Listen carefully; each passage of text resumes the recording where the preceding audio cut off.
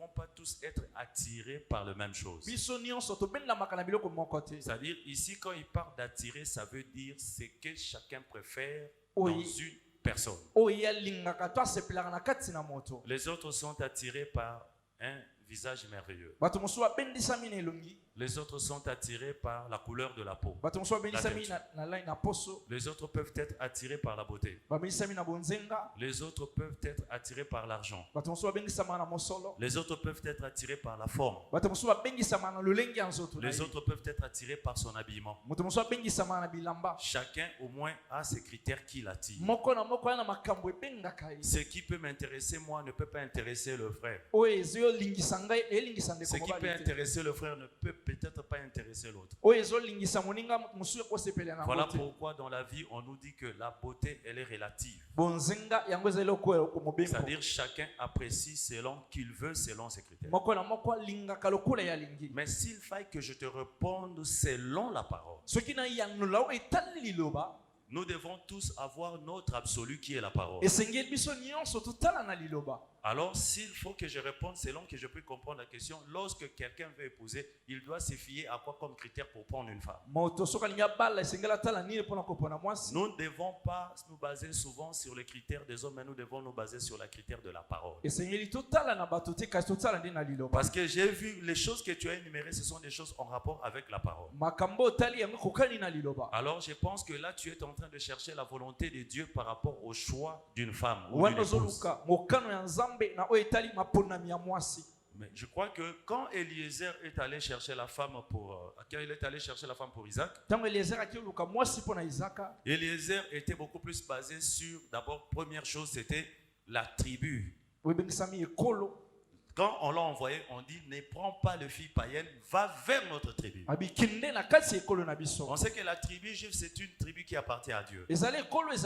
Donc, première chose, c'était que cette femme-là soit une personne convertie, qui prie. Donc, il partait dans un milieu, dans un contrée, chez un peuple bien déterminé. Amen. Amen. Deuxième chose, il était basé sur le comportement de la femme. Il a dit, cette femme à qui je dirais donne-moi de l'eau, et cette femme qui répondra à ça, c'est celle qui sera choisie pour mon Seigneur. Mais avant de le faire, il a prié. Il s'est basé non pas sur l'aspect physique, mais il s'est basé sur la conduite ou le comportement. Amen.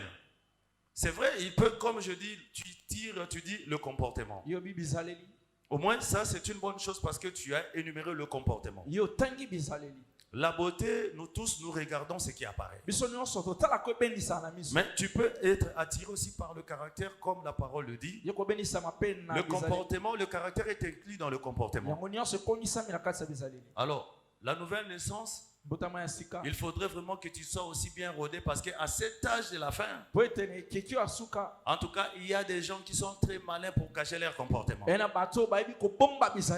vrai, on peut voir quelqu'un qui, aujourd'hui nous avons autant de divorces, autant dans ces églises, parce que nous nous sommes fiés lorsqu'on nous a dit qu'il faut prendre la femme qui a le Saint-Esprit. Lorsque vous épousez, mais après demain quelques tours, vous vous demandez, est-ce que c'est un démon ou c'est un diable que j'ai épousé? Donc voilà des choses qui nous détruisent. Remplis du Saint-Esprit. Oui, ce sont des choses bien. Déjà ça, ce sont des critères. Le comportement, le caractère, rempli du Saint-Esprit. Je me souviens même de mon pasteur qui disait que mieux vaut épouser une femme à la grosse tête mais qui a le Saint-Esprit. Alors là, ça dépend de chacun, frère. Tu te retrouves avec une femme grosse tête, avec le Saint-Esprit. Mais attends le jour où tu croiseras la femme de ton frère qui a une petite tête très jolie. Fais un effort alors de rester tout droit. Parce que même quand Dieu parle de beauté de Rachel ou de Léa, il dit elle est très jolie de visage et de figure. De figure et de taille. Donc au moins là, ça dépend de chacun. Si tu aimes les grosses têtes avec le Saint-Esprit, gloire à Dieu. Mais moi, je peux aimer le Saint-Esprit avec une tête normale. Amen.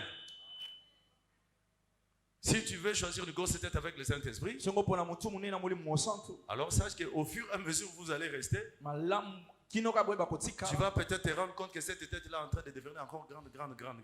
Et puis peut-être demain, ça risque de devenir un problème. Alors si tu aimes cette grosse tête, tu dois aimer cette grosse tête du début jusqu'à la fin. De toute façon, Branham a dit, le mariage doit être basé sur l'amour. C'est-à-dire, tu peux suivre, nous avons autant de gens qui ont le Saint-Esprit mais qui se comportent mal. Est-ce que j'ai dit quelque chose? Mais s'il y a l'amour, tu vas supporter toutes ces manigances. Amen. Donc, je veux quand même lire 2 citations de prophètes. C'est vrai, la virginité. Bon, la virginité, c'est parmi les principes exigés. Et surtout les prédicateurs. On n'a jamais prêché cela. Mais sachez que parmi les critères de base qu'on exige aux prédicateurs, il est important, il est obligatoirement pour vous d'épouser des femmes vierges. Le reste là, ça dépend de vous. Mais ceux-là qui manipulent le feu de Dieu, c'est une condition sine qua non. Celui qui a une écriture contraire, il peut toujours venir le dire. Mais c'est la condition exigée par la parole ainsi que le prophète qui nous enseigne. Alors, mais seulement que la virginité n'est pas apparente. Sauf que vous pouvez peut-être aussi le savoir en questionnant ou par témoignage. C'est comme là nous venons. Quand moi je suis là où il y a un frère qui devrait épouser. Alors on a pris la sœur, elle est passée par le test de plusieurs. Commençons par la femme du pasteur. Elle est passée par le test pour confirmer son état de virginité. Et on a acté le mariage et on l'a épousé. Donc il y a des gens qui vont strictement sur ces choses. Alors, le reste, ça peut dépendre de toi. Comment est-ce que tu vois les choses? Mais c'est ça la condition sine qua non. Alors, c'est basé, mais je te donne aussi un conseil. C'est vrai que la virginité, c'est une condition sine qua non. Mais tu dois aussi regarder, en plus de ça, il faut un comportement digne. Il faut un comportement d'une servante de Dieu. Il faut un comportement d'un enfant de Dieu. Je ne parle pas d'un comportement. Quelqu'un ne peut pas avoir un comportement d'un enfant de Dieu s'il n'est pas né de nouveau. Mais nous avons aujourd'hui des gens qui ont les comportements des enfants de Dieu mais qui ne sont pas nés de nouveau. À la longue, ça cause toujours des problèmes pour l'église. Est-ce que nous pouvons lire dans ton comportement et comment votre vie est-elle digne de l'évangile?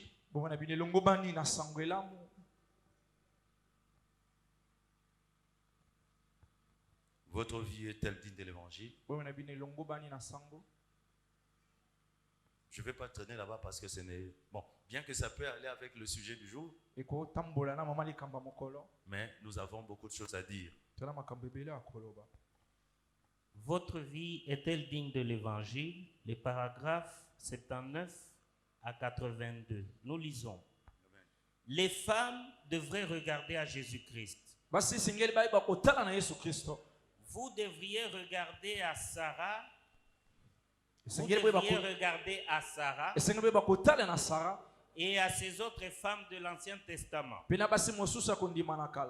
bien, elles sont telles que l'autre soir, je prêchais quelque part. Retenez d'abord une chose.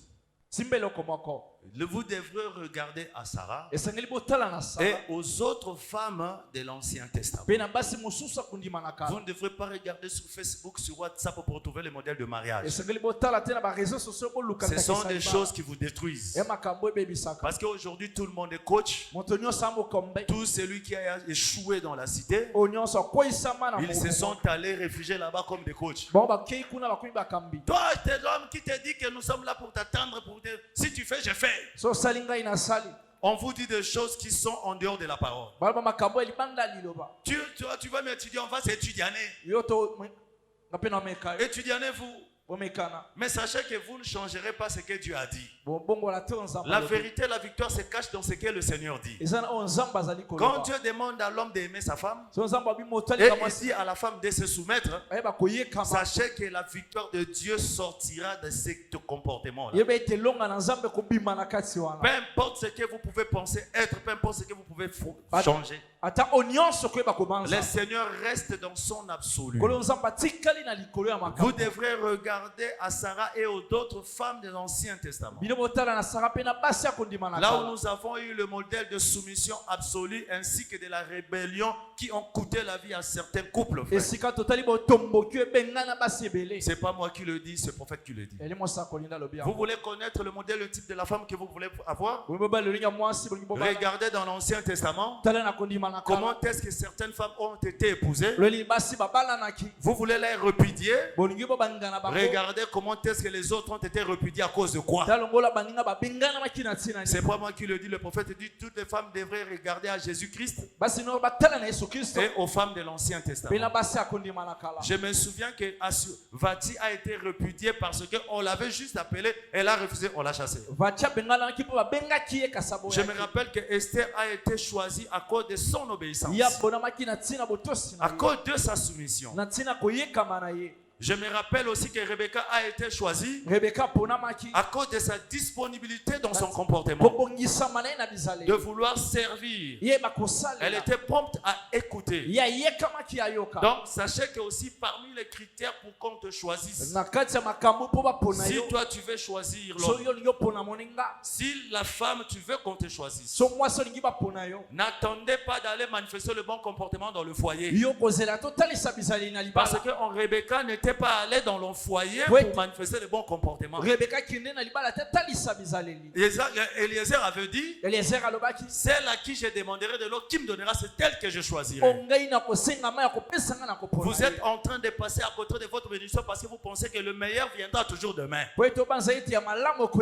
Vous oubliez que Dieu s'appelle Je suis. Quand vous écoutez la parole de Dieu aujourd'hui, c'est en ce moment-là de prendre la décision de mettre cette parole en pratique.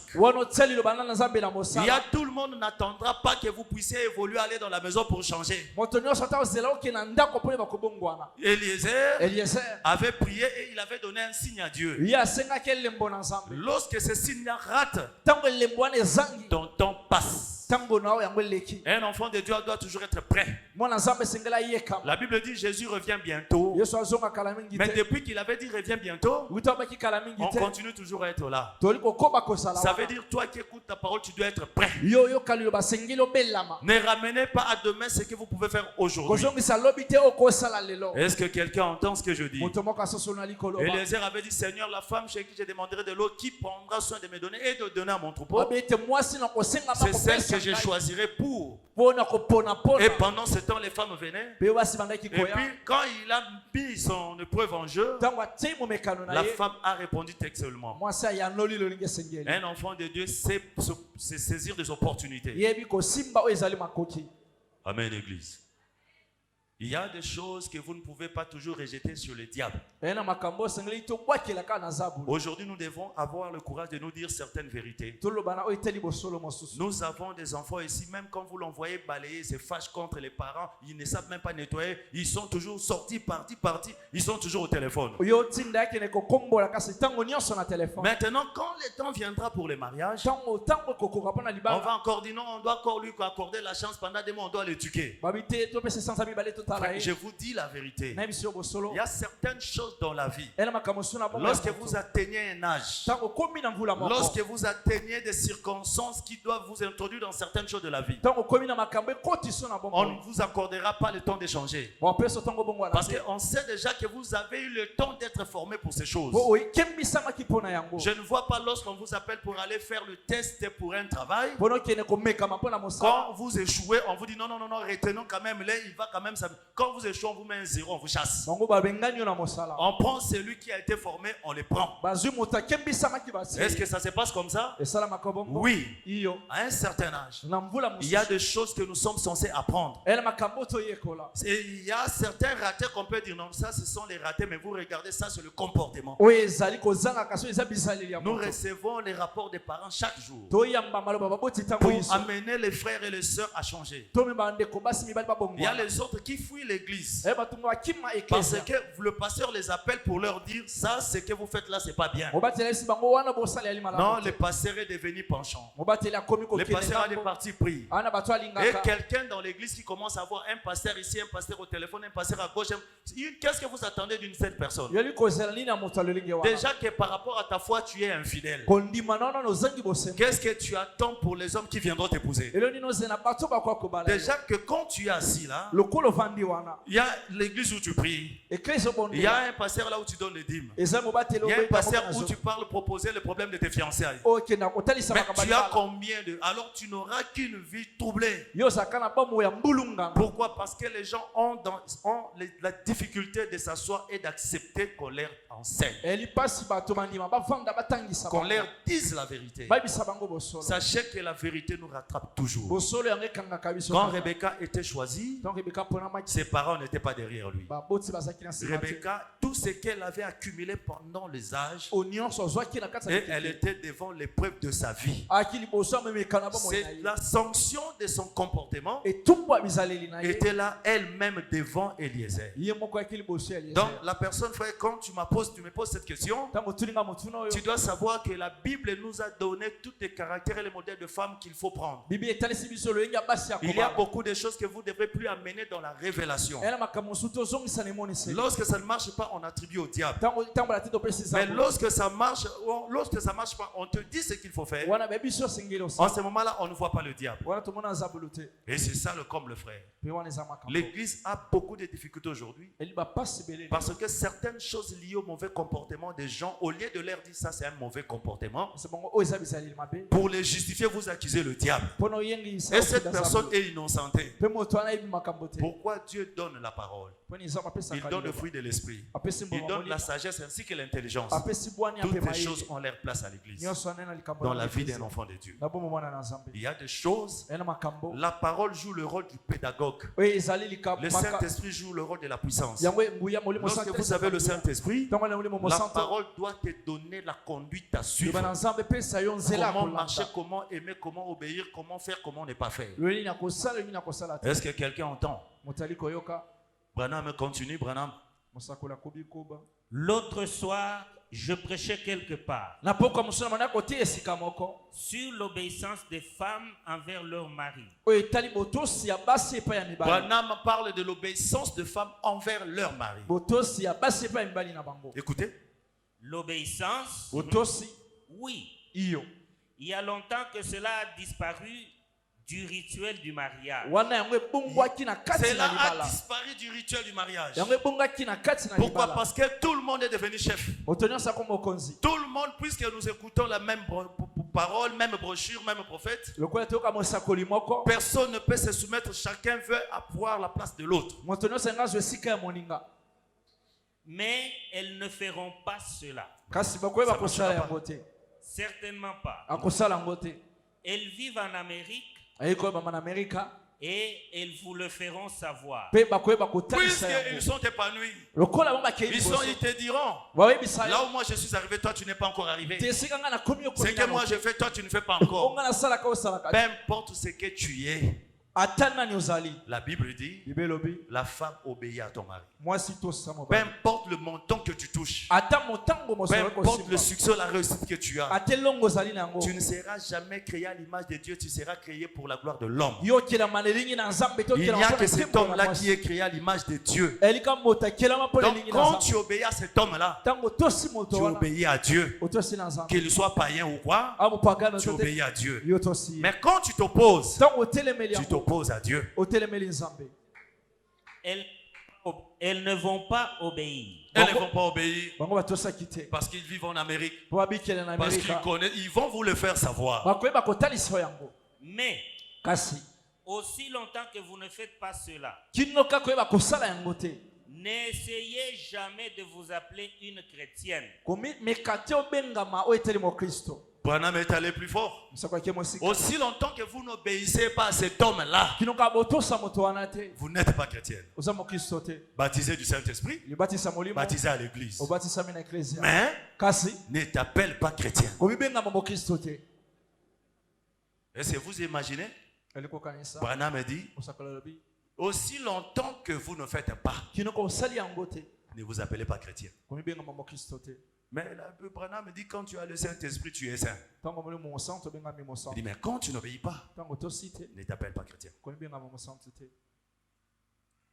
Donc, frère, même le Saint-Esprit, c'est l'obéissance et la soumission. Je ne vois pas cette femme qui a reçu le Saint-Esprit qui ne se soumet pas. Parce que Branham me dit, l'esprit de la Bible, l'esprit du prophète est soumis au prophète. Branham me dit encore. Non, on lit, parce que j'ai risque de m'éterniser là-bas. N'essayez jamais de vous appeler une chrétienne, car vous ne l'êtes pas. Vous ne l'êtes pas. Peu m'importe combien vous dansez et parlez en langue. Peu importe combien vous dansez et parlez en langue, vous n'êtes pas chrétien. Oui. Si vous n'obéissez pas à votre mari, vous êtes en dehors de la volonté de Dieu. Vous êtes en dehors de la volonté de Dieu. Et une femme qui porte des shorts et qui fait ces choses qu'elles font dans la rue,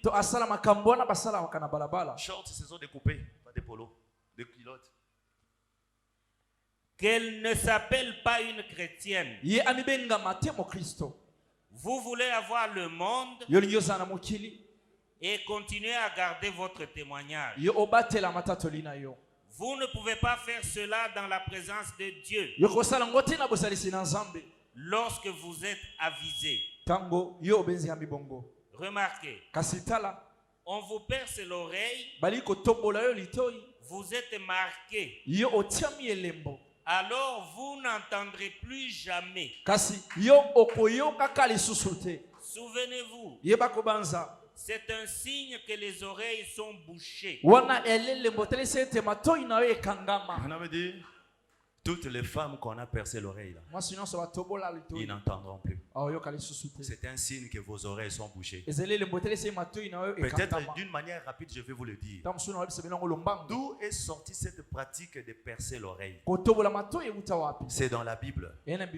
C'est lorsque l'esclave, après 50 ans, qui devrait être libéré, quand cet esclave refusait d'être libéré, il acceptait de rester esclave, on lui perçait l'oreille et on lui mettait les boucles d'oreille.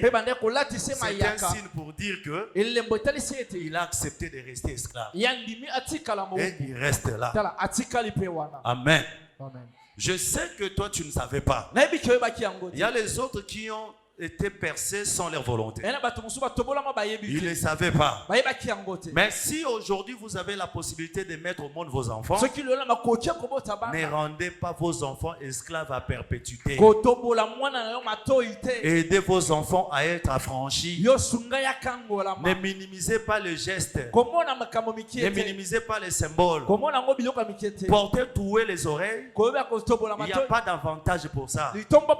C'est une pratique qui se faisait pour les esclaves dans la Bible. Donc à chaque moment qu'on voyait quelqu'un avec les boucles d'oreilles, on savait que c'était un esclave non affranchi. Est-ce que je dis quelque chose? Oui. Je prie beaucoup. Si j'aurai des enfants, qu'aucune de mes filles n'aura les oreilles percées. Mais je m'étonne encore que vous qui suivez la parole comme des hommes aujourd'hui, tu es venu, tu étais tranquille. Directement, je ne sais pas quelle mouche vous pique, vous commencez à vous tresser les cheveux, à vous percer les oreilles. Au lieu que vous puissiez vous améliorer, vous êtes en train de rétrograder, de mettre assise dans les bancs de l'église.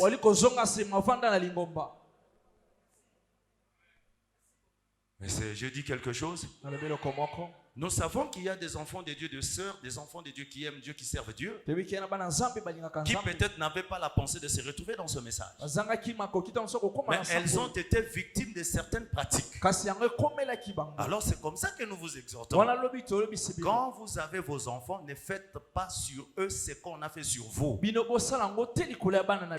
n'est pas une bénédiction, ce n'est pas une pratique noble ou non. C'est-à-dire spirituellement, vous-même vous condamnez votre enfant et à être esclave.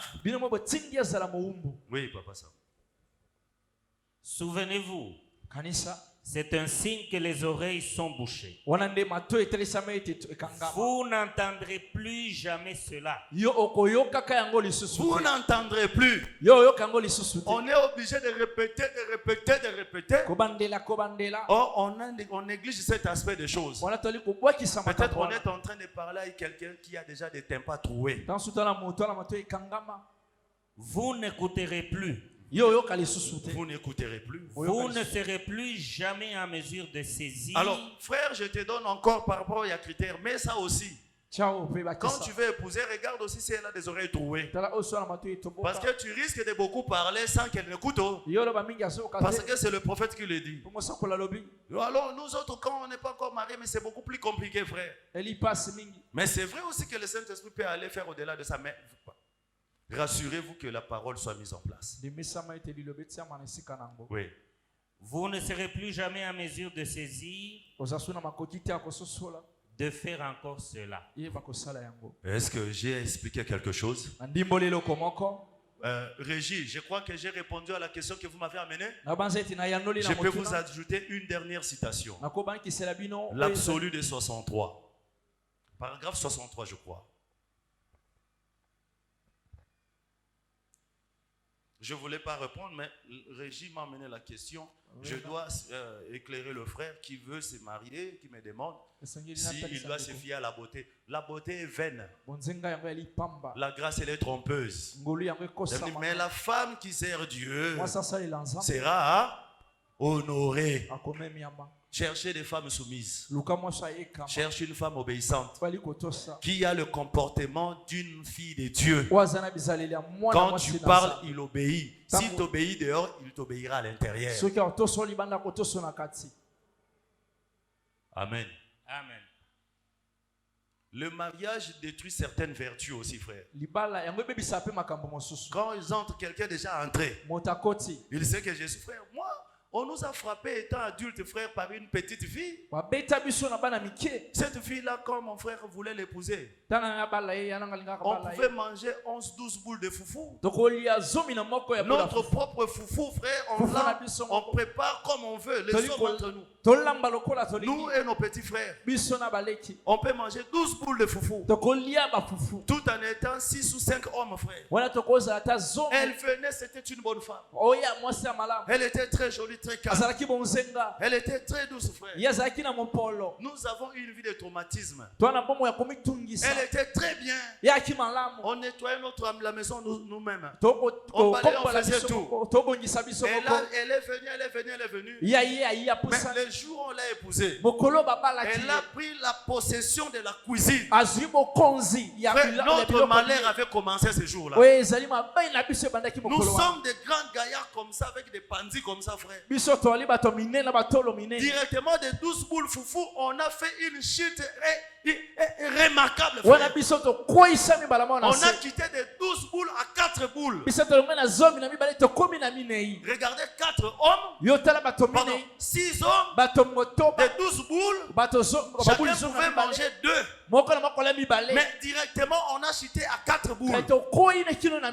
Vous, le nombre des hommes, vous dépassez le nombre de boules de foufou. Donc, ça veut dire personne ne mange une boule. Regardez comment elle a commencé à nous frapper. Toi-même, tu regardes déjà. Tu as pitié de ton ventre. De 1 kilo de poisson qu'on pouvait manger. Elle est directement s'est rabattie à 1 poisson. Le Thompson coupé à 4. Le cou là, comme nous coupons. Quand vous coupez la tête avec cette partie qui est un peu la viande, elle coupe directement Thompson sans cou. Elle met la tête morceaux. L'opele, alors c'était vraiment l'opele. Donc, et quand l'opele. On regarde. Nous étions frustrés. Même son mari regardait. Il demande, c'est quoi ça? C'est tout ce qu'il y a. Pour toi, il regarde la malice. Pour toi, j'ai laissé dans la cuisine. Et puis quand tu viens, tu me trouves avec mes frères en train de manger. Et ils mangent, moi je mange à la cuisine. C'est comme ça que ça a commencé. Mais c'est une fille très calme, très posée.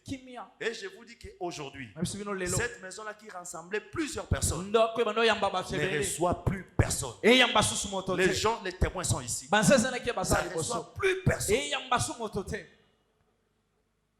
Vous entendez, frère? La beauté. La Bible dit, la beauté est vaine.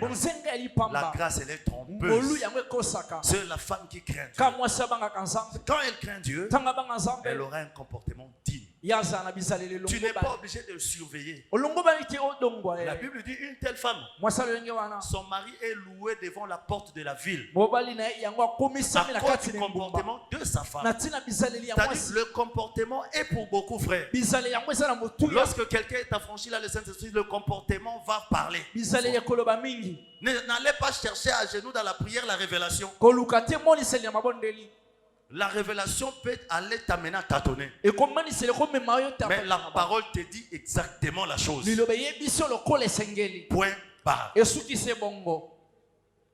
Trouvez, Papa Sam? Oui. L'absolu. Nous lisons le paragraphe 63. Oui. Lorsque vous vous êtes mariés, vous avez dû faire un retour en arrière dans votre pensée jusqu'à ce que vous atteigniez ce poteau d'attache. Et ce devait être l'amour pour votre femme ou votre mari. Eh bien, peut-être qu'elle n'est pas aussi jolie que la femme de John. Branham est en train de te montrer. Peut-être elle ne peut pas être plus jolie. Peut-être elle peut être moins jolie. Mais qu'est-ce qui doit se passer? C'est quand toi tu dis la beauté. Elle peut ou ne peut être jolie. Mais qu'est-ce qu'il faut? Eh bien, elle n'est pas ceci ou cela. Mais il y a quelque chose en elle qui vous frappe. Voilà. Branham dit, il doit y avoir quelque chose dans cet individu qui te frappe. Vous savez, cette chose sera comme le sang de miséricorde. Il doit avoir quelque chose qui te frappe. Oui. Vous dites, il se peut qu'elle ne soit pas aussi jolie que l'autre. Ou il se peut qu'il ne soit pas aussi beau que l'autre. Ou ton homme n'est pas plus beau que l'autre.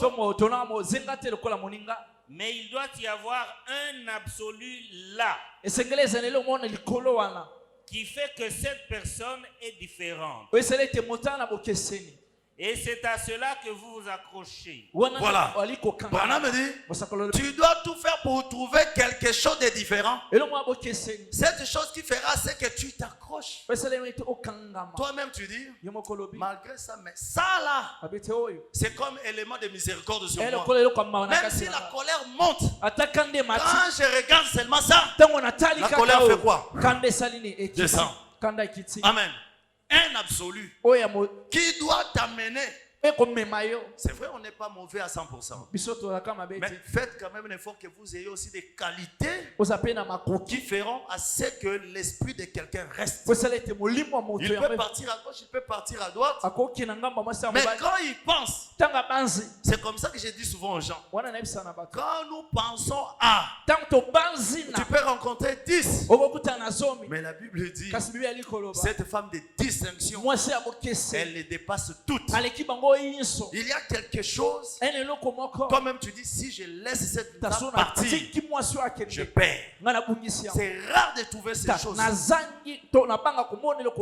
Vous devrez avoir vos spécialités. Je ne parle pas de spécialité dans le don, parce que le don, vous devrez avoir la chose que vous manipulez. Le don, ce n'est pas vous qui manipulez, c'est Dieu qui le manipule. En dehors de ce que Dieu te donne, tu dois avoir quelque chose de toi que toi-même tu as travaillé. Et que tu sais que ma force réside ici. Même s'il peut partir, il ne trouvera pas ça là-bas. Maintenant, vous devrez avoir quelque chose comme un poteau d'attache.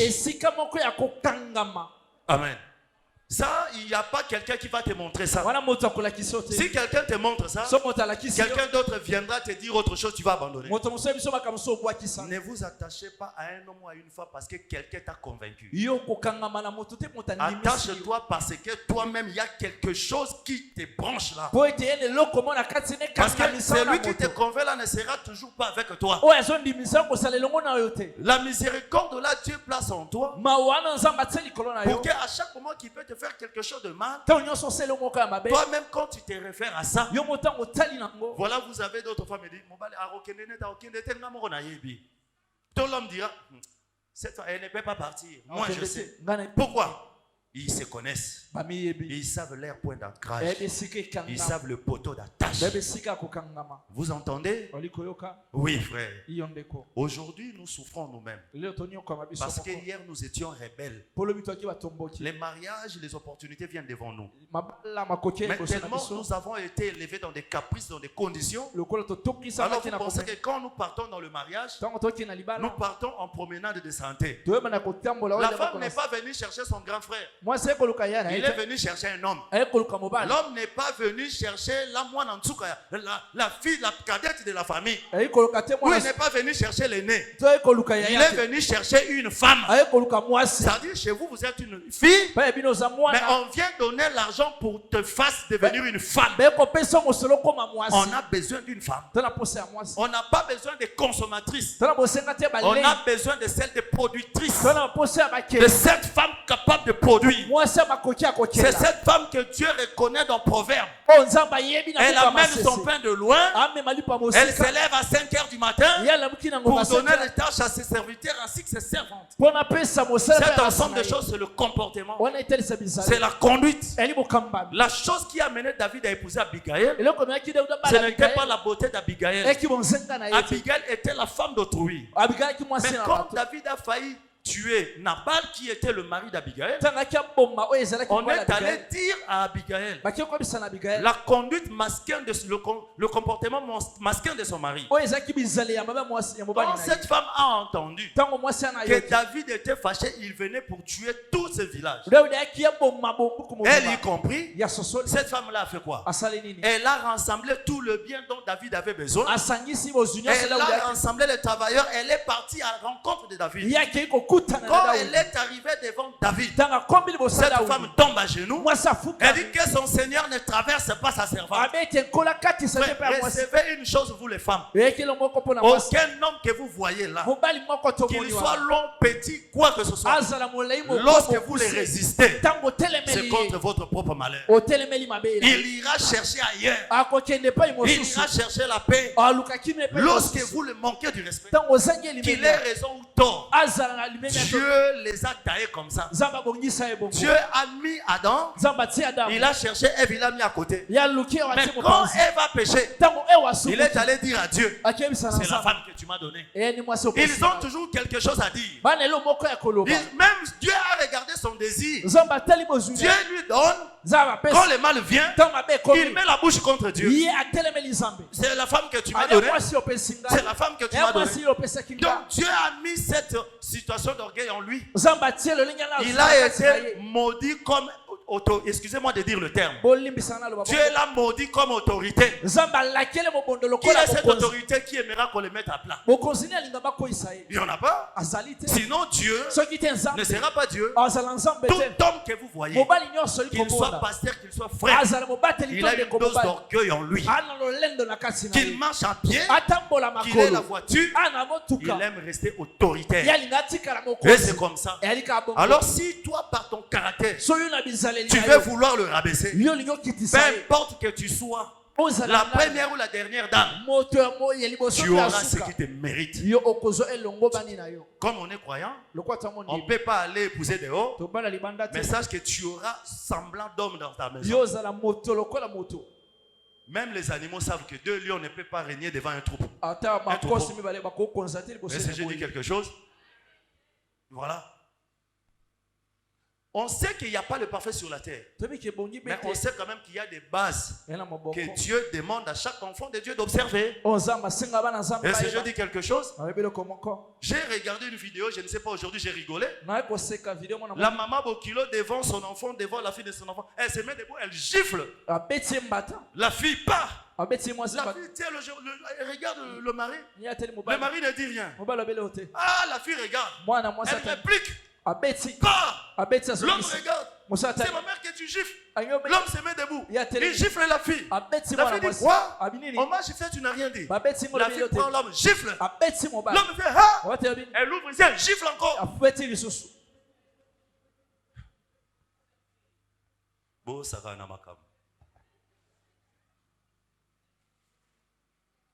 Vous les filles, ne perdez pas le temps que vous passez chez vos parents.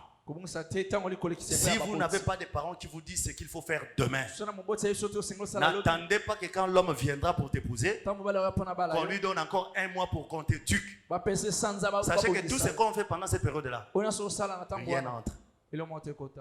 Vous avez tout le temps. Quand on a épousé Rebecca, on voulait que Rebecca reste. Rebecca dit quoi? On a déjà donné l'argent. Quoi, gic? Moi, j'ai pas. Moi, j'ai pas. C'est l'image de l'enlèvement.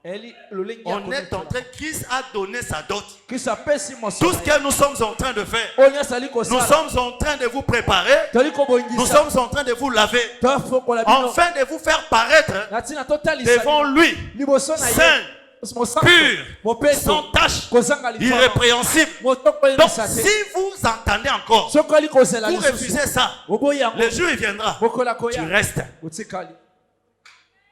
La confession, ça se fait maintenant. Le taillement ou le taillage, ça se fait maintenant. Donc si toi tu es distrait, ça te regarde, n'attends pas. La miséricorde est en train de, son temps est en train de se couler.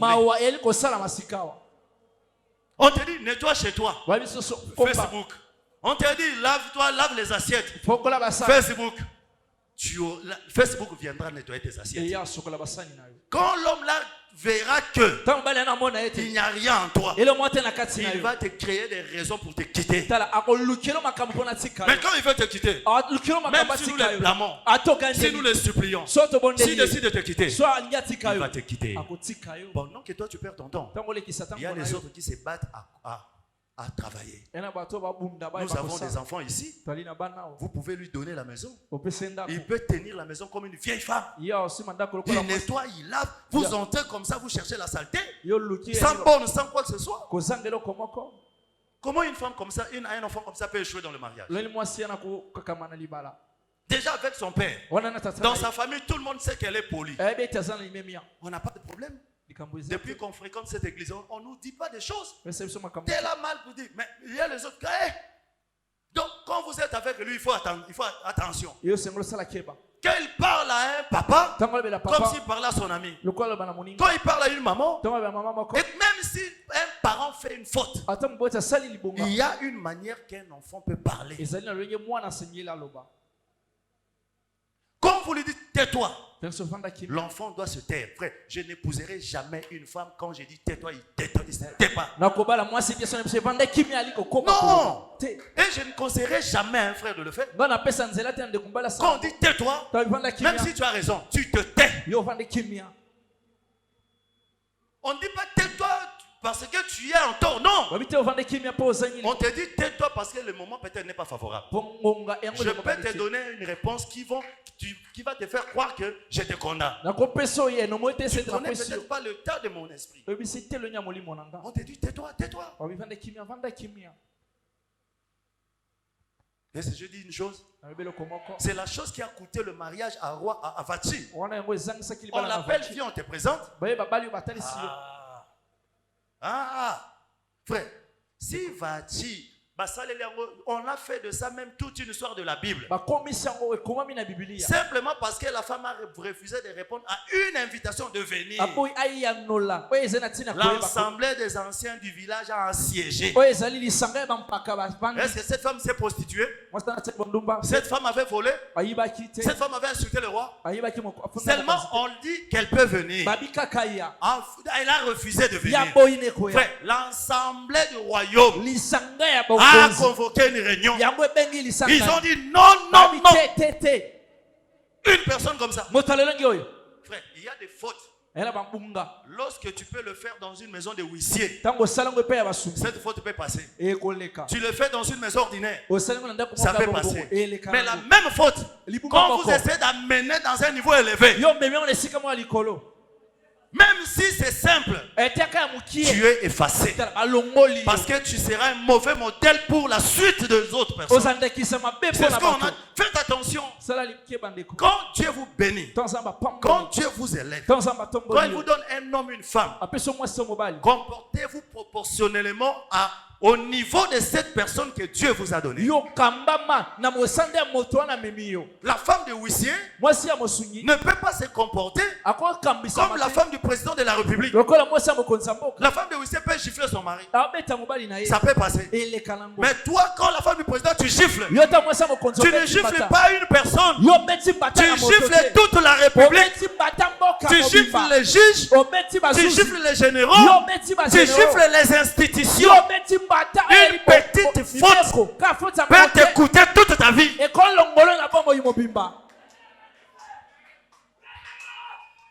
Vous ne pensez que nous faisons des choses parce que nous ne réfléchissons pas. Et si je peux avoir une femme, cette femme peut me manquer du respect devant maman Nathalie, devant la sœur Blandine, devant pasteur David. Quand il manque du respect, c'est mal barré pour toi. C'est mal barré pour toi. Parce que je suis un pasteur pour ces gens-là. Je suis une autorité morale pour eux. Tu es mal barré. Même si la paix punza dans mon cœur. À cause de l'honneur du ceci. Terminé. Est-ce que le roi Assyrus n'avait pas l'amour pour sa femme Vati? On lui a dit, tu dois la chasser. Tu dois la chasser parce qu'elle restera un modèle pour toutes les femmes. Même nos femmes à la maison risqueraient de reproduire la même chose. Il faut la chasser. Pourquoi? Parce que ce qui est arrivé au roi doit servir de modèle et d'exemple pour les restes des femmes. Quand il s'agit des membres de ma famille, quand j'ai puni dans l'église, peut-être je ne pense pas qu'avec un fidèle je frappe comme ça. Pourquoi? La sanction doit être pédagogique. Vous entendez? Quand le Seigneur te donne quelqu'un, un homme ou une femme, élevé à un certain niveau, sache que même ta conduite, même ta prière, même la sanction change. Même faute, mais des sanctions différentes. La Bible même dit, c'est lui qui connaît la loi et punit sévèrement que celui qui ne connaît pas. Je vais vous parler de l'histoire de la femme de Mandela. Vous connaissez Winnie Mandela? Elle s'est débattue tout pour que Mandela sorte en prison. Mais pourquoi Mandela n'a plus vécu avec cette femme? Mandela aimait sa femme. Mais on a découvert l'histoire que cette femme sortait avec son garde du corps. Qui était le garde du corps de Mandela? Mais frère, bien que Mandela, j'ai vu ma femme, on lui a dit non.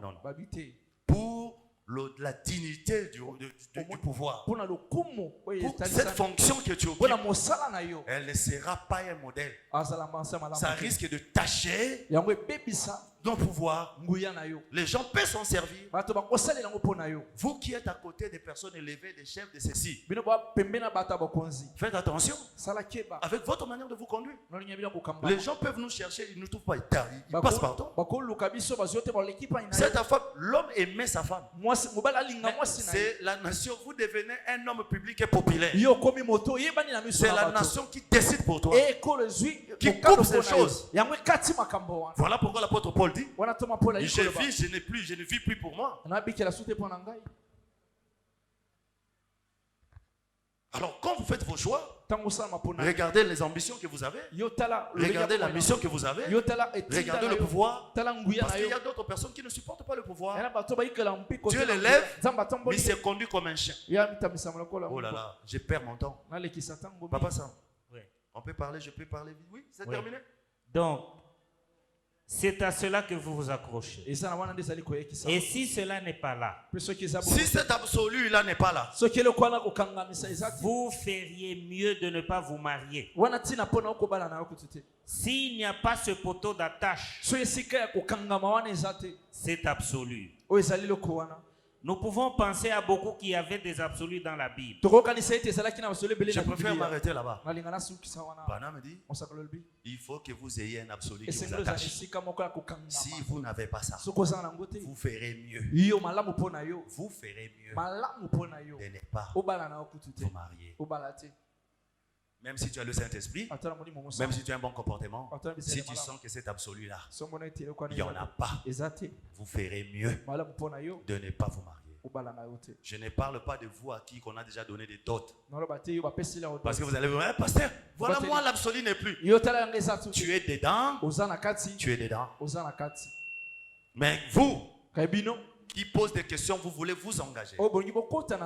Veillez minutieusement. Regardez la base, le comportement, la conduite. Oui. Et bien sûr, c'est une personne qui prie. C'est ça d'ailleurs le mystère de Dieu. Il a établi les Éphésiens 4 pour que son église puisse être paite. Et que demain, cette église puisse être présentée devant lui sans tache, ni rien de semblable, irrépréhensible. Et c'est ça en fait l'objectif de Malachie 4. Venir restaurer la lumière. C'est comme ça qu'il dit, les gens pensaient que Malachie 4 devrait être une église. Devrait être, je ne sais pas ma quoi. Au temps du soir, tu as choisi quelqu'un parce que cette lumière a été combattue. Il faudrait qu'on puisse changer les choses. Et il fallait qu'un seul homme puisse toucher la chose. C'est comme ça que nous venons de lire dans le livre de Actes des Apôtres, dans le chapitre 8, où le Nick Éthiopien pouvait dire, comment pourrais-je comprendre s'il n'y a personne pour m'expliquer? Dieu, pour voyager dans le temps, Dieu a toujours utilisé les hommes. Et pour que la lumière du temps du soir puisse manifester toute sa puissance, Dieu, comme il a choisi toujours les hommes, et à ce temps de la fin, il avait choisi un homme. Et cet homme-là qui répond maintenant dans le verset de Malachie 4, il a pour une mission de ramener les cœurs des enfants au Père. Et ce cœur, il va le ramener comment? Il ramènera cela au travers la lumière de l'évangile, au travers la puissance de l'évangile, au travers de la parole. Vous avez toujours lu que Dieu a envoyé Noé, Dieu a envoyé Abraham, Dieu a envoyé Moïse, Dieu a envoyé Élisée. Évidemment, dans notre temps, le Seigneur avait prophétisé dans le livre de Malachie. En ces temps-là, le Seigneur enverra quelqu'un avec le même esprit que Élisée avait, que Élie avait, qu'Élisée avait. L'homme de Malachie nous dit que cet esprit est retourné 5 fois pour faire le travail, afin de restaurer. Le travail, c'est quoi? C'est pour éduquer l'épouse du Christ. C'est pour éduquer l'épouse du Christ. L'éducation du épouse du Christ commence quand? Lorsque tu écoutes l'évangile. Quand tu pars déjà dans l'eau, ce sont les préambules de l'évangile qui est en train de te laver, qui est en train de te purifier, qui est en train de te purger. Voilà, frère. Je ne sais pas dire combien de temps que cela se fera. Mais vous devrez savoir que en ce temps de la fin, comme nous vous avons dit, Dieu a envoyé la lumière du temps du soir. Cette lumière a un contenu costaud. Comme nous avons lu dans le livre de Zacharie, la lumière qui viendra C'est la même lumière qui était depuis le commencement. Et Dieu va ramener cette lumière. Et dans cette lumière-là, il y aura Malachie 4. Il y aura Luc 17:30. Dans cette même lumière, vous aurez Jean 14. Vous aurez Jean 13. Vous aurez Jean 15. Vous aurez encore Apocalypse 10. Et toutes ces choses-là sont contenues dans le paquet de cette lumière du soir. L'évangile ne marche pas de soi, mais l'évangile marche avec les hommes. Et Dieu a choisi dans notre temps le prophète William Marion Branham enfin de nous annoncer l'évangile de la réparation, de la restauration, de la restitution, du rétablissement de dons et de l'Esprit de Dieu au sein de l'Église. Voilà quand vous négligez la conduite de vos hommes et des femmes que vous voulez épouser. Sachez que vous êtes en dehors de la volonté de Dieu. Dieu ne regarde pas seulement le Saint-Esprit. Vous pouvez parler en langue, danser en esprit. Mais si la marque de l'obéissance n'est pas en vous, je parle aux femmes qui disent yo est loco. Et loco, tu connaîtras le sort de ça. Vous pensez que la bénédiction de Dieu, le péché, c'est seulement quand tu tombes dans l'impudicité, quand tu bois l'alcool, quand tu fais des choses, tu peux être autant saint. Mais l'insoumission t'amène en enfer. Branham dit, on peut même chasser une femme du mariage simplement parce qu'il s'est coupé les cheveux. C'est l'infidélité. Quand son mari regarde, tu coupes les cheveux. Chasse-le. Chasse-le. Parce que la Bible dit, une femme ne peut pas se couper les cheveux. Elle doit avoir des cheveux. Alors autant, quand tu es insoumise, quand c'est seulement toi, je m'étonne, vous les femmes modernes, vous n'avez pas peur, vous prenez tout le monde comme vos petits frères, comme vos grands frères, même vos pasteurs, tout le monde vos amis. Quand on te dit, tais-toi, laisse-moi tranquille. Ça va te coûter un jour. Il y a des fois des silences qui dépassent Koloba. Pour une femme, frère, retenez une chose qu'on peut s'attendre à une femme qui craint Dieu. C'est la soumission.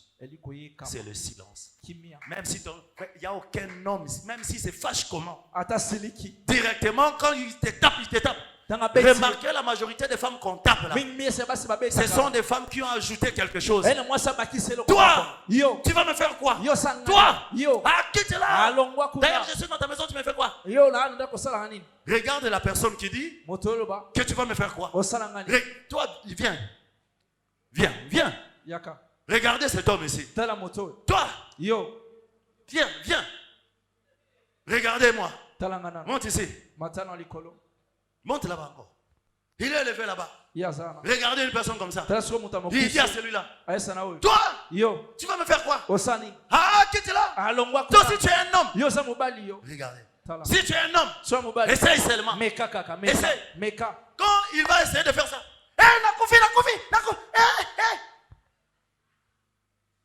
au Koufi, toi tu viens de faire quoi? Attention, moi je suis né comme ça. Moi il faut que je parle. Tu es né comme ça chez vous. C'est l'éducation qu'on t'a donnée chez toi. Mais tu sais ce que moi j'ai reçu comme éducation? Voilà. Ce que vous oubliez, c'est ça aussi. Tu as été éduqué comme ça chez vous. Mais pose-toi aussi la question. Moi aussi, j'ai été éduqué comment? Voilà. Est-ce que tu penses que c'est lui qui est toujours en charge de supporter, c'est moi? Tu ne te dis pas aussi que comme toi aussi tu veux qu'on te supporte, toi aussi tu dois supporter. Voilà. Comme ça, une masse comme... Quand il va poncer le coffre, on va accuser. J'ai dit ça, frère, j'ai dit... Des fois, quand on accuse comme ça, c'est seulement pour mettre de l'ordre. Mais quand vous regardez, il y a des choses que vous pouvez... Allez-y vous asseoir. Non. Abominga. Abomio. C'est quoi ça, les pour Babomayo? Parce que moi, je vois mal quelqu'un qui sort son argent pour venir te poser. Et demain, il change du coup. C'est vrai, il y en a ceux-là qui changent. Mais quand ils changent, Vous êtes à l'église avec. Ne parle pas chez les pasteurs. Moi, je n'aime pas les choses que je n'aime pas dire au pasteur. Tu dois déjà comprendre le genre d'individu. C'est quel esprit qui est là-bas? Branham me dit un croyant doit tout dire. Tout. Au pasteur. Tout. Moi, je n'aime pas les choses qu'on dise au pasteur. Tu as un endroit où tu dis ces choses. Alors moi aussi, je n'ai pas besoin d'écouter tes choses. Je sais qu'un jour, tu viendras là-bas. Quand tu viendras, moi aussi, je ne vais pas t'écouter. C'est la femme la première qui enlève les habits pour frapper. Et c'est toi qui frappes. C'est la femme qui prend d'abord les histoires, qui emballe les histoires pour jeter dehors. Les femmes de Facebook, de YouTube, de WhatsApp, vous. C'est les femmes aujourd'hui qui prennent la décision de répudier les hommes. Que la grâce de Dieu soit sur vous. Retenez, je vais vous dire le pasteur que je suis. Vous embarquez vos histoires, vous sortez. Je vous dis la vérité, je le suis du haut de la chair. Pour Kango Bime.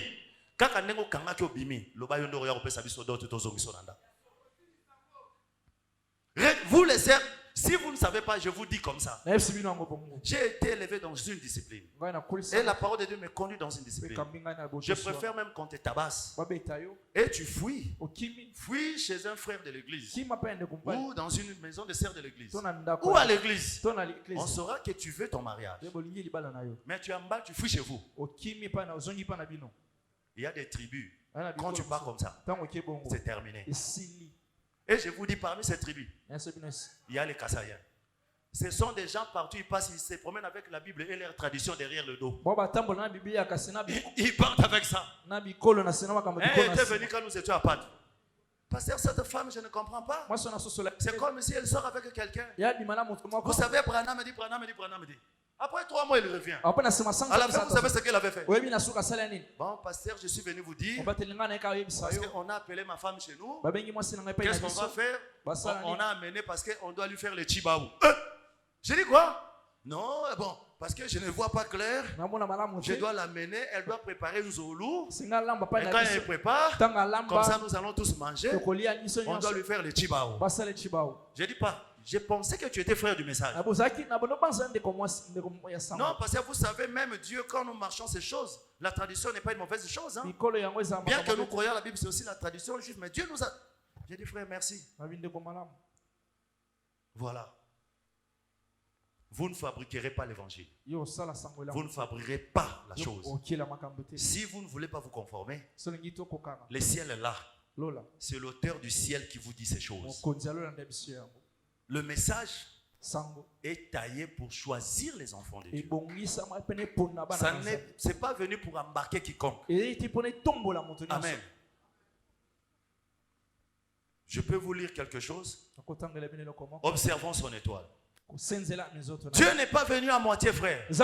Quand cette lumière vient, il n'y a pas de choses qu'il a enlevées. Il n'y a pas de choses qu'il a bannies. Quand il a envoyé Malachikat, c'est pour la restauration, c'est pour le rétablissement, c'est pour la restitution. La lumière amène tout ce qu'il y avait dans l'Ancien Testament. Vous devrez le savoir.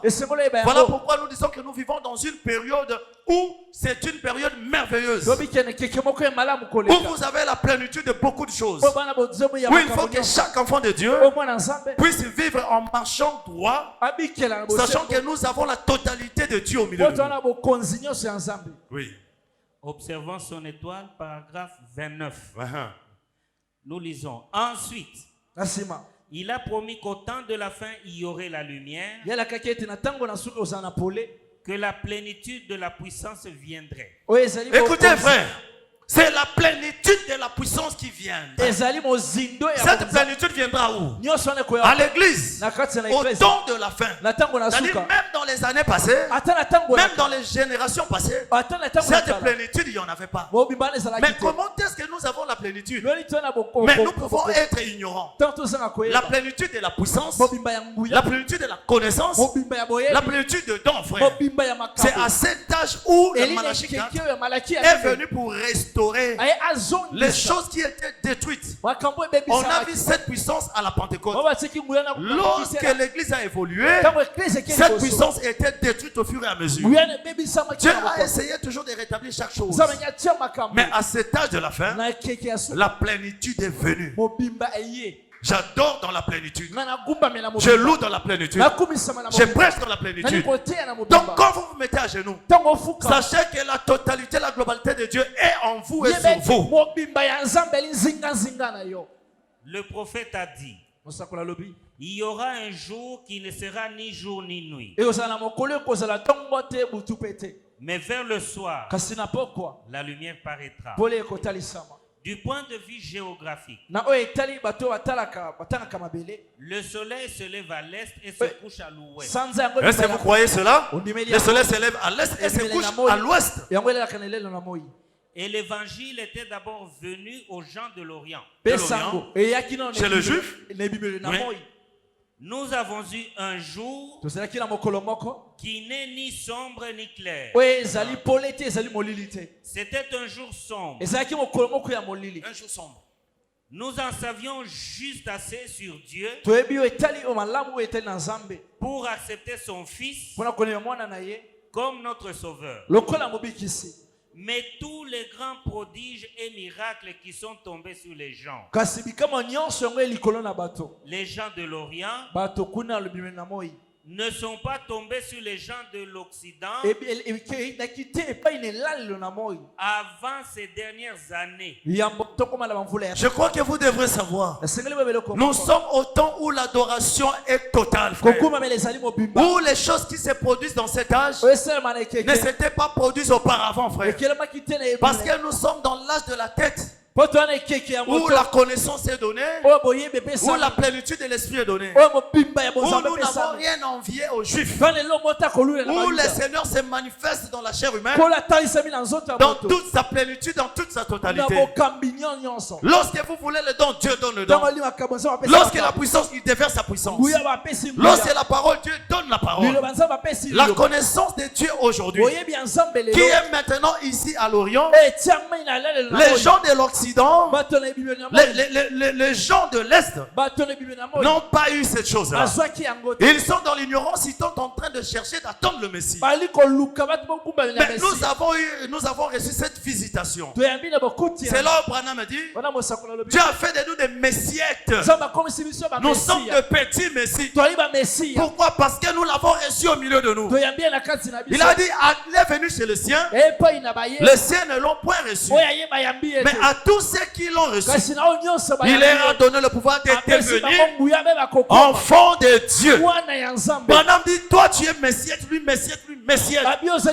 Pourquoi? Parce que tout ce qui les tient, il a déversé ça en nous. Il a déversé dans son église. Pourquoi? Parce qu'il doit œuvrer au milieu de son église. Est-ce que quelqu'un comprend ce que je dis? Oui, Papa Sam. Maintenant, les lumières du soir brillent. La puissance du Christ ressuscité déverse ses bénédictions, remplissant les gens de l'esprit. Cette puissance au temps de la fin bénit les gens, remplit des bénédictions de son esprit dans son église, frère. Oh Dieu, il est en train de remplir le triple dessein, comme j'avais dit. Le triple dessein de Dieu. Le premier, frère, Dieu voulait s'exprimer entièrement en Christ. Et il a habillé le corps de Christ. Il est venu au milieu de nous pour vouloir s'exprimer, pour prendre le ciel et donner aux hommes. Le deuxième dessein, Dieu voulait avoir la prééminence dans son église, c'est-à-dire qu'il habite les hommes et les femmes. Après avoir vous expliqué le ciel, il entre lui-même en vous. Il commence à opérer au travers de vous, c'est-à-dire la puissance qui était au ciel. Cette puissance doit être déversée dans les individus, et que les individus du temps de la fin soient capables de manifester Dieu au travers leurs paroles et leurs actes. Est-ce que quelqu'un croit cela? Branham dit, le troisième destin prochain, c'était de rétablir les royaumes des cieux parmi nous, de repositionner correctement les choses. Si chaque enfant de Dieu ne se positionne pas, peu importe le Saint-Esprit que vous pouvez avoir, peu importe la parole que vous écoutez, la parole que vous écoutez a pour but de vous positionner correctement. Correctement, c'est-à-dire vous puissiez marcher comme la parole exige. Vous puissiez adorer comme la parole exige. Vous pouvez vous habiller comme la parole exige. Vous puissiez vous marier comme la parole exige. Et tout doit être positionné. L'adoration qui se fait sur la terre, cette adoration doit être identifiée au ciel. Parce que ça n'a pas commencé ici. C'est une adoration exportée qui a quitté le ciel, qui est venu sur la terre. Quand vous le ferez bien, le ciel va agréer. Élie, il a mis le ciel d'accord. Lorsqu'il fallait que le ciel puisse agréer l'adoration, Élie a pris les 12 pierres, il a placé. Le Seigneur au ciel, il a vu. Quand le Seigneur l'a vu, le Seigneur a quitté le ciel. Quand Élie a prononcé la parole sur la terre, le ciel a obtempéré. Le ciel a ouvert le ciel. Et le ciel a quitté le ciel. Et le ciel était transféré sur la terre. C'est comme ça que le Seigneur visite les choses. Lorsque Moïse a terminé de construire le tabernacle, quand il a fini de faire chaque chose, il adressa la prière à Dieu. Une nuée quitte le ciel et il descend sur le tabernacle. La nuée a inspecté le tabernacle. Quand la nuée a vu que la terre avait respecté, ainsi la puissance a quitté le ciel pour entrer sur la terre. C'est comme ça que Jésus dit que ta volonté soit faite sur la terre comme au ciel. Alléluia. Ce ne sont pas des prières vaines que nous faisons. Jésus n'a pas prononcé la prière vaine. Quand il a dit que ta volonté soit faite sur la terre, il n'a pas dit que ta volonté soit faite au ciel sur la terre. Que ta volonté soit faite sur la terre, ensuite comme au ciel. Si vous exécutez les 12 pierres, les 12 tribus, les 12 enfants de Jacob, même si vous ne voulez pas, le feu descendra. Peu importe les quantités d'eau que vous allez mettre, le problème ce n'est pas l'eau. Même si vous mettez l'eau, la puissance du feu qui descendra dépassera la teneur de l'eau en puissance. Lorsque le ciel s'examine sur la terre, le tabernacle lui-même, quand c'est parti dans l'eau pour recevoir le baptême, Jean dit voici l'agneau de Dieu qui ôte le péché. Quand cet agneau s'est dirigé vers Jean, quand Jean voulait le baptiser, il a demandé à Jean, Jean dit je ne suis pas digne, parce que Jean savait que c'était le tabernacle de Dieu. Et quand ce tabernacle est entré dans l'eau, la volonté du ciel s'est manifestée.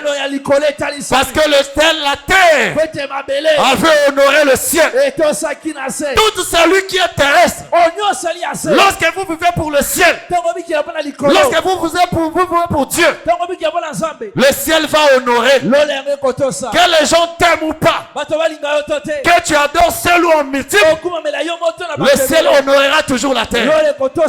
Est-ce que j'ai dit quelque chose? On peut nous lire? Des prodiges et des miracles apparaissent. Des prodiges et des miracles doivent apparaître. Les miracles de Marc 16 accompagnent le croyant. Les miracles de Marc 16 doivent accompagner le croyant. Ça, c'est lorsque la lumière sera établie. Vous voyez. Vous voyez. C'est le temps du soir. C'est le temps du soir. C'est le temps du soir où les miracles doivent accompagner. Alléluia. Et la même lumière qui se leva à l'est est en train de se coucher à l'ouest. Jésus-Christ le même hier, aujourd'hui Et il le sera éternellement. Et il le sera éternellement. Ce n'est pas le verset biblique. Mais c'est un esprit qui accompagne ce verset. Si vous croyez à cette écriture, il est le même Dieu qui a travaillé hier. Avec la même puissance. Avec les mêmes dons. Jusque dans son église aujourd'hui. Il est en train de faire la même chose. Si nous adorons qu'il n'y a pas de signe, nous devons regarder. Branham me dit, peut-être quelque part il y a interruption, où il y a que rupture de fil. Il faudrait que nous puissions réparer. Que vous le vouliez ou pas, c'est le temps de signes et de miracles. La lumière est sur la terre pour manifester Dieu dans sa totalité, ainsi que dans la globalité. Dieu agira au travers de son serviteur, qu'il ne quittera pas ce message, que c'est ce message ici qui ramènera l'époux sur la terre. Pour que ce message ramène l'époux sur la terre, il faudrait que l'épouse soit lavée, soit purifiée, qu'on enlève toutes les tâches, que ce soit une épouse muette qui écoute l'instruction en silence, qui n'a pas l'esprit de bouc, mais cette épouse qui a l'esprit de brebis. Vous pouvez le traîner à gauche, à droite, il ne peut pas ouvrir sa bouche. Il va s'humilier, chercher la volonté de Dieu. C'est ça la mission de Malachie 4. Cette mission n'a pas été donnée à Abraham. Cette mission n'a pas été donnée à Moïse. Moïse a fait sa mission avec son exode. Mais aujourd'hui, frère, l'église a eu le privilège de recevoir le Moïse de son temps, qui est venu avec un livre en main, afin de communiquer le message à Dieu.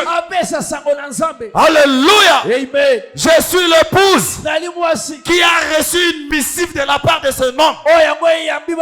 Je suis l'épouse qui a reçu une lettre. Une lettre que Dieu m'a envoyée au travers de son mystère. Et cette lettre doit être déballée et lue pour moi. Je suis heureux d'appartenir à cette génération. Parce que Dieu m'a écrit spécialement à moi. J'ai reçu une lettre de mon âge. Dieu m'a écrit spécialement. Dieu n'a pas écrit à tout le monde. Pour un homme dit, cette lumière de Malachie 4 est venue pour les gens de Malachie 4. Ce n'est pas venu pour tout le monde. Et je suis heureux à chaque moment que j'ai lu la lettre de mon époux. Je sens déjà que je dois me mettre en position de départ. Toutes les signes du temps qui me disent que mon époux est en train de venir, toutes les signes sont là. Je n'ai plus rien à attendre, frère. Je n'écoute ni mon père, je n'écoute ni ma mère, je n'écoute personne. Comme la Bible dit, le royaume des cieux, quand tu le rencontres, tu ne peux jamais aller avertir à la maison. Tu peux prendre tout du vent et tu vas jusque pour protéger ce royaume. Le royaume vient nous faire des rebelles, frère. Il y a une seule voix que j'écoute. Lorsque l'ange parle, c'est en ce moment-là ma tête s'abaisse. J'ai le comportement de Daniel. Lorsqu'il parlait, cette vision est venue. Je sens tout mon corps flagellé. Je me sens tout abandonné à lui. Même si les désirs et les besoins montent, les promesses du temps de la fin me poussent à me battre contre mes envies, contre tous ces besoins, frère.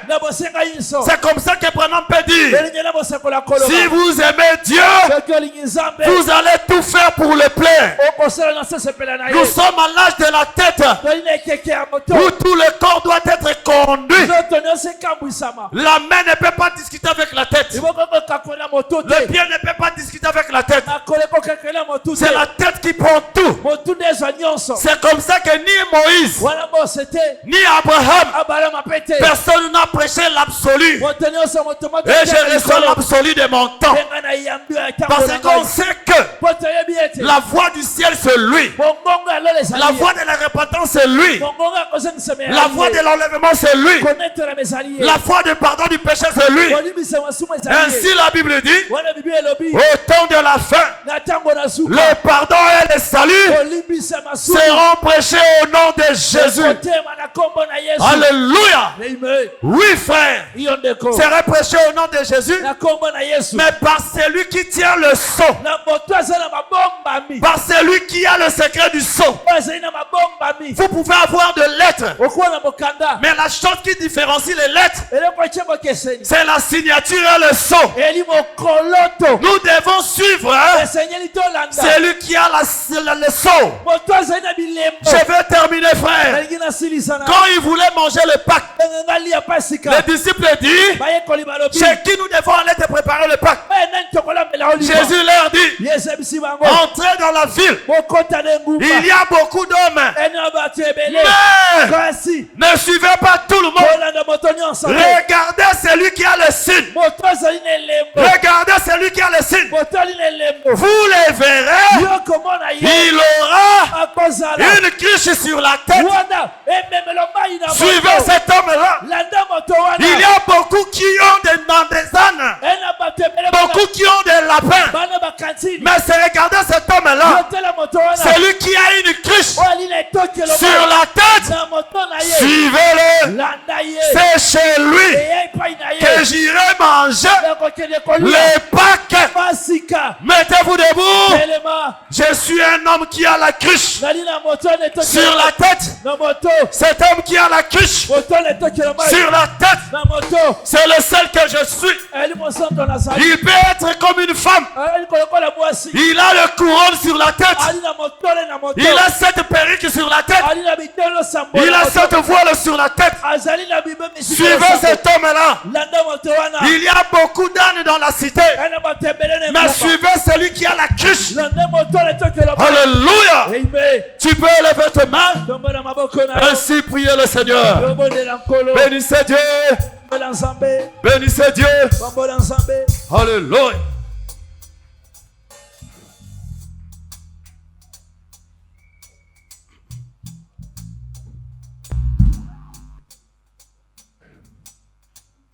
Seigneur, conduis mes pas.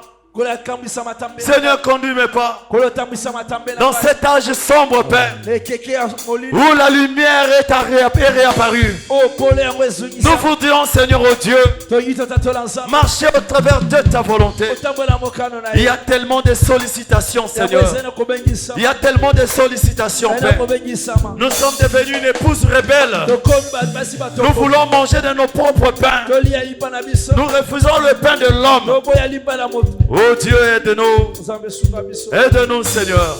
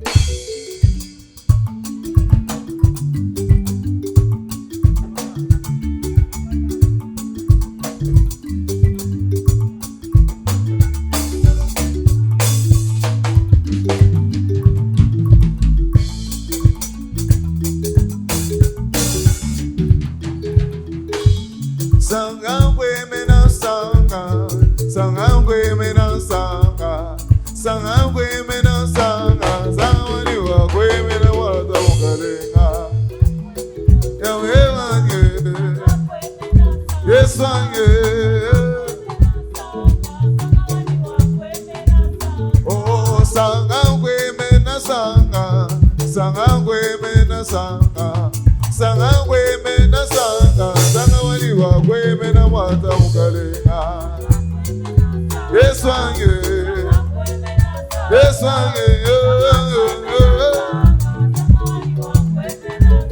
oh, sanga weme na sanga, sanga weme na sanga, sanga weme na sanga, sanga wani wa weme na wata ungalenge, Yahweh wange, Yesu wange, ah. Sanga weme na sanga, sanga weme na sanga, sanga weme na sanga, sanga wani wa weme na waza ungalenge, Silwange, Yesu wange,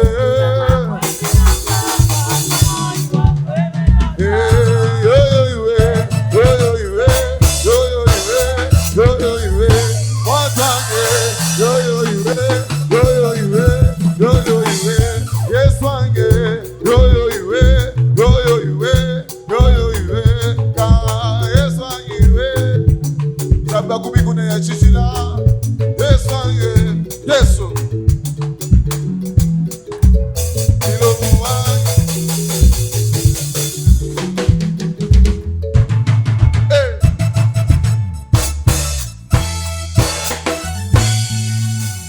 Elekele.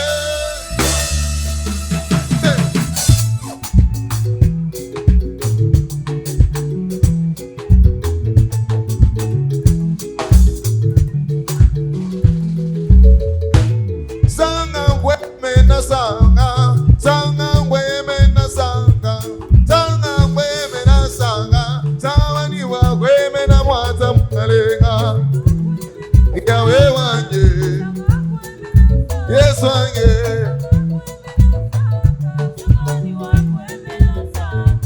sanga weme na sanga, sanga weme na sanga, sanga weme na sanga, sanga wani wa weme na mwata mkalenga, Yesu wange, Yesu wange,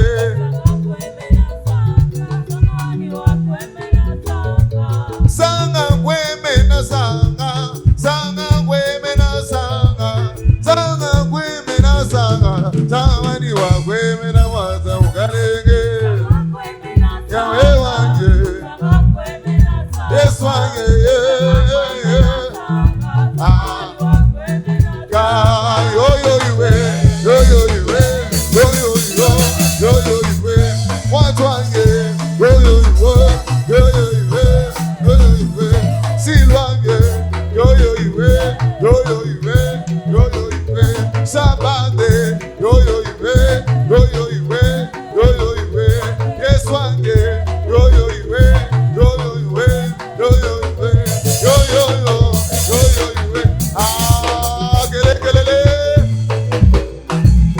ka, chile, chile, chile, chile, chile bo, enda machunda.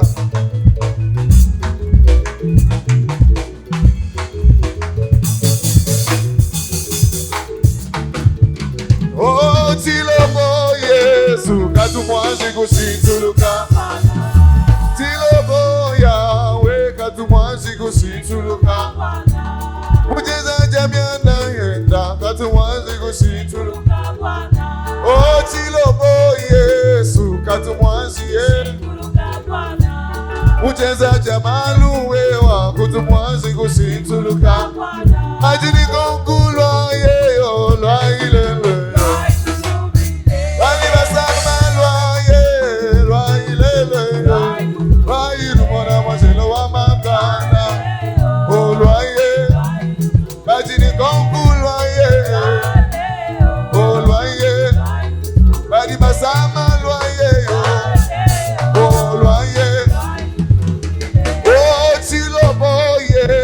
Katumwanzi kusituluka. Tilobo papa, katumwanzi kusituluka. Mujeza jamalu wewa, katumwanzi kusituluka. Tilobo Yesu, katumwanzi Je prie, Seigneur, que ton Saint-Nom soit béni. Merci Seigneur de ta grâce répandue encore ce soir. Merci parce que tu as fait de nous des ouvriers du temps du soir. Merci parce que tu as restauré, tu as rétabli chaque chose, oh Dieu. Permets à ton Église, Seigneur Père, d'être en mesure de vivre, Seigneur, cette glorieuse grâce, Père. Laisse que, Seigneur, oh Dieu, que tu bénisses toute oreille qui a entendu, Seigneur. Et que tu accomplisses au milieu de nous, Père, cette vie que tu veux établir, ce réveil que tu veux établir au milieu de nous, afin que nous soyons les porteurs, Seigneur, de ces feux que tu veux étendre dans le monde. Je prie, Seigneur Père, pour quiconque étant malade, pour tout celui qui a un problème et une difficulté, celui qui est ici même à l'hôpital, Père, et dans ta main qui n'est pas courte pour sauver, que tu sois le Dieu de sa guérison, le Dieu de sa consolation, le Dieu de sa bénédiction, le Dieu de son ouverture. Oh Père, je chasse, Seigneur, toute forme de résistance, Père. J'établis dans la vie de tes enfants la guérison ainsi que la bénédiction, afin que chacun puisse l'expérimenter. Je bénis ce peuple, Seigneur, au nom de Jésus. Amen. Est-ce que tu peux acclamer pour le Seigneur? Je prie pour les enfants. Seigneur, nous voulons t'offrir. C'est avec tout cœur que nous le faisons. Notre prière, que tu nous bénisses et que tu ouvres le ciel et que tes bénédictions se répandent sur nous, afin que ta grandeur puisse être témoignée dans la vie sociale de tous tes enfants. Au nom de Jésus. Amen.